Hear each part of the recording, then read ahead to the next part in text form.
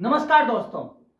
यह जो बजट है 1 फरवरी 2025 को जो कि घोषणा करने वाली है बजट की हमारे वित्त मंत्री निर्मला सीतारमण जी।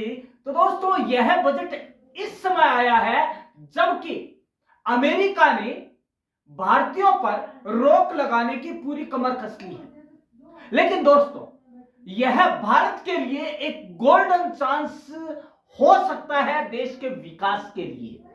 दोस्तों यदि हमारे पीएम नरेंद्र मोदी जी और वित्त मंत्री निर्मला सीतारमण जी मिलकर युवाओं और गृहिणियों के लिए डबल गिफ्ट वाली योजनाएं लेकर आए तो यह राष्ट्र के विकास में न केवल वरदान साबित होगी बल्कि अमेरिका को भी अपने नियमों और कानूनों में बदलाव करने के लिए मजबूर कर देगी। दोस्तों जैसा कि पिछले एक दशक से पीएम मोदी जी युवाओं के लिए स्टार्टअप के थ्रू मेक इन इंडिया का सपना साकार करने जा रहे हैं। उन्होंने साथ ही गृहिणियों के लिए भी समय समय पर नई नई योजनाएं लाकर उनके जीवन को सशक्त बनाया है। ऐसे में दोस्तों हालांकि ये जो बहुत ज्यादा दूरदर्शी सरकार है वह फ्री में कुछ भी ना देकर युवा को सशक्त बनाना चाहती है। वो ये नहीं चाहती कि यदि हम युवाओं को फ्री देंगे तो वह पंगु बन जाएंगे और वो भारत के भविष्य को एक सशक्त नागरिक बनाना चाहती है। दोस्तों यह जो बजट है वह एक सस्टेनेबल डेवलपमेंट बजट हो सकता है बशर्ते युवाओं के लिए एंटरप्रेन्योरशिप के क्षेत्र में और स्टार्टअप्स के क्षेत्र में कुछ नई योजनाएं लेकर आई जाए।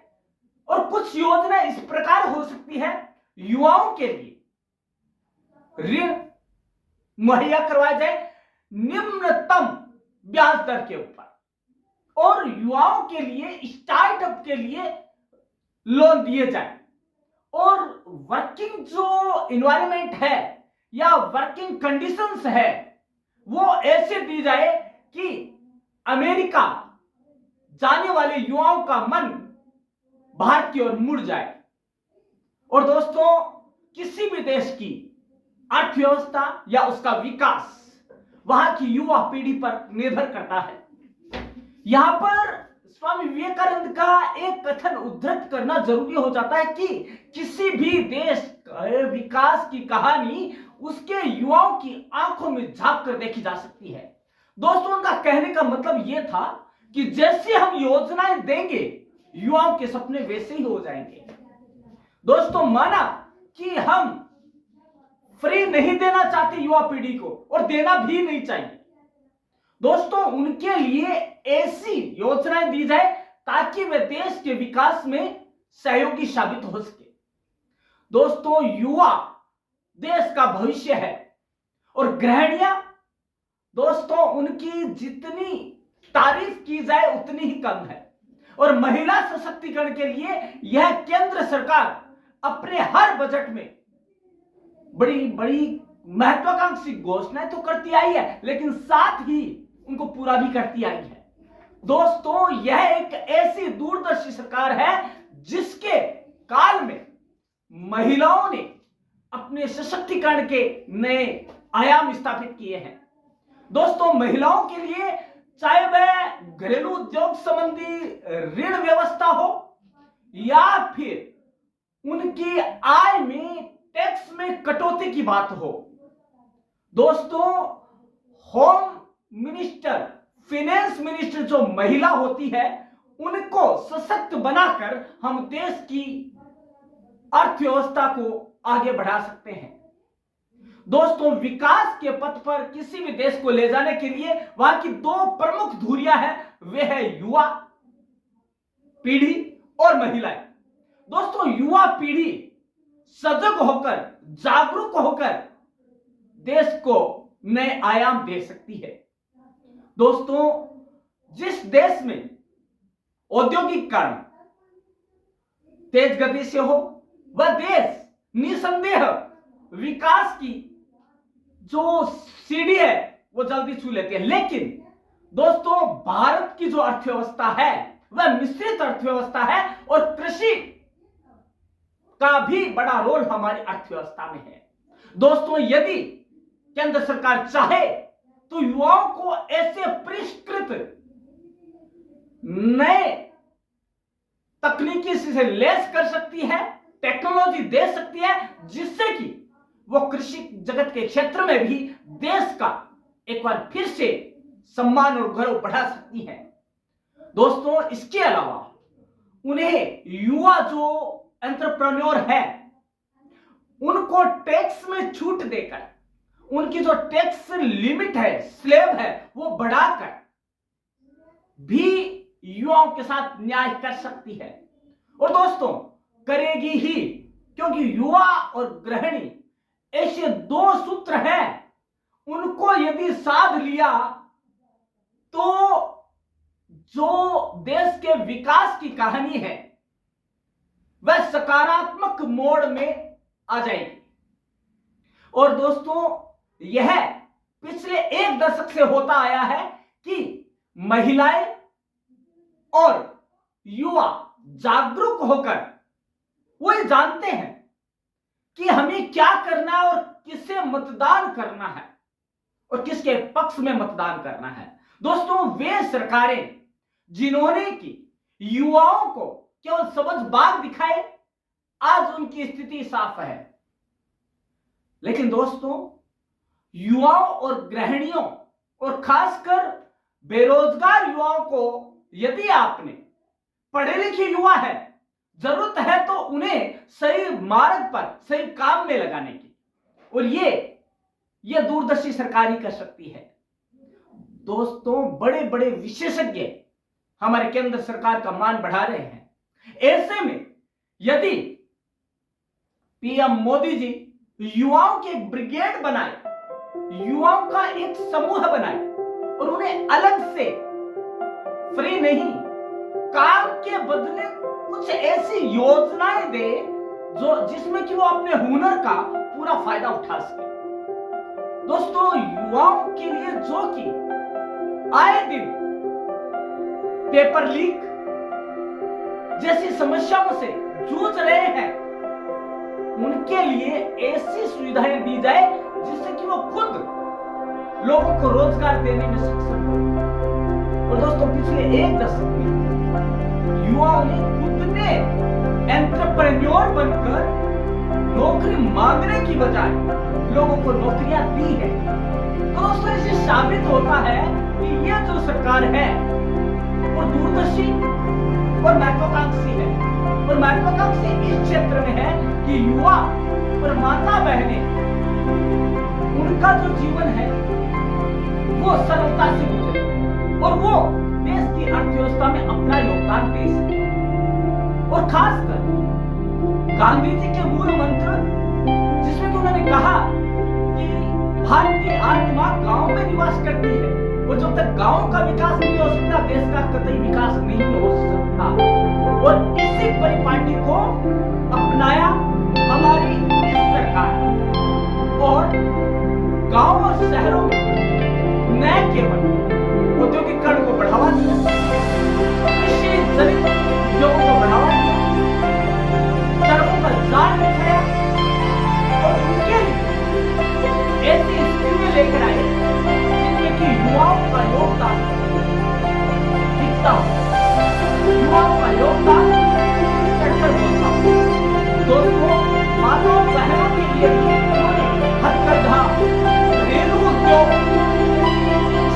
में लोन की अवधि बढ़ाकर, लोन की राशि बढ़ाकर उन्हें सशक्तिकरण और समाज का प्रमुख अंग के रूप में पहचान दिलाई है।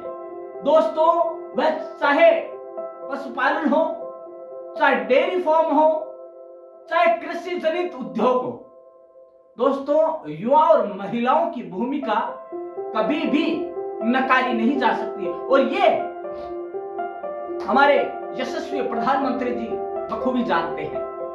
और दोस्तों, एक महिला होने के नाते हमारी वित्त मंत्री निर्मला सीतारमण ने भी महिलाओं के लिए कुछ खास सोच रखा है। और दोस्तों, वे बजट से पहले यह आशा की जाती है कि वो योजना, वो स्कीम्स जो कि युवाओं और महिलाओं को दी जाएगी, उनमें 100% उनका भला ही सोचा जाएगा। और उनका भला मतलब कि राष्ट्र के विकास का, धारणीय विकास, सस्टेनेबल डेवलपमेंट, जिसमें सभी वर्गों का, सभी समूहों का ध्यान रखा जाए।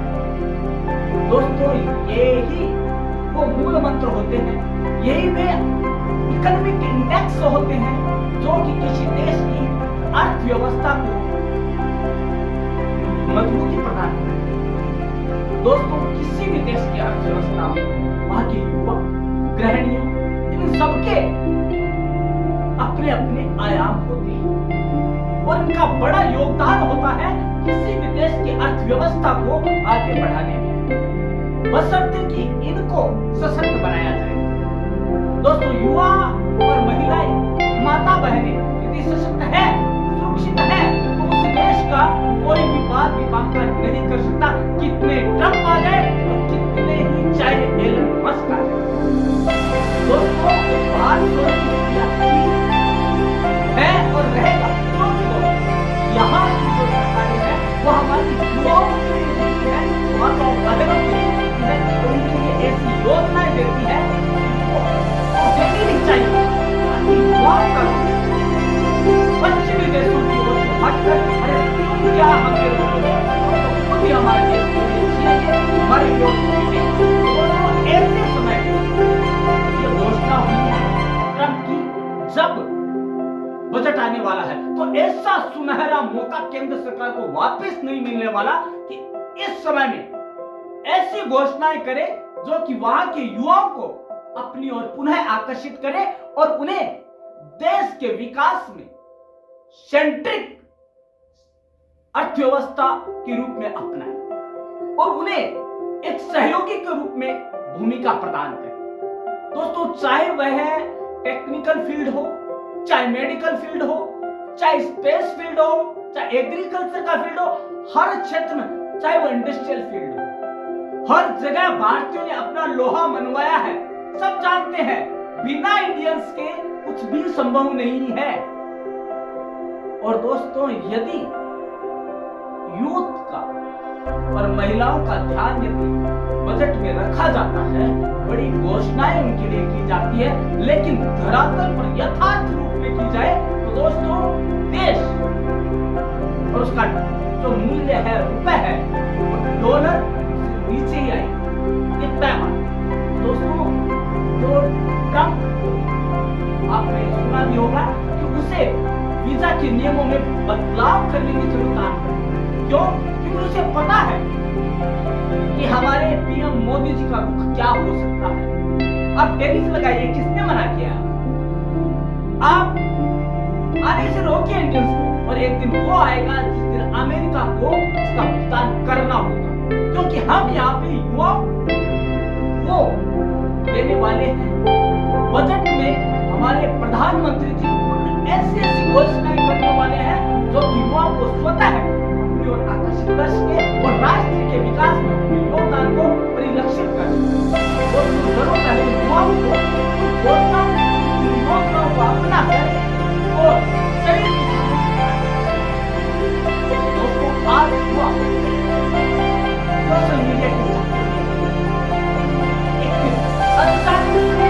नशे या हैबिट के चक्कर में अपना भविष्य बड़ी चिंता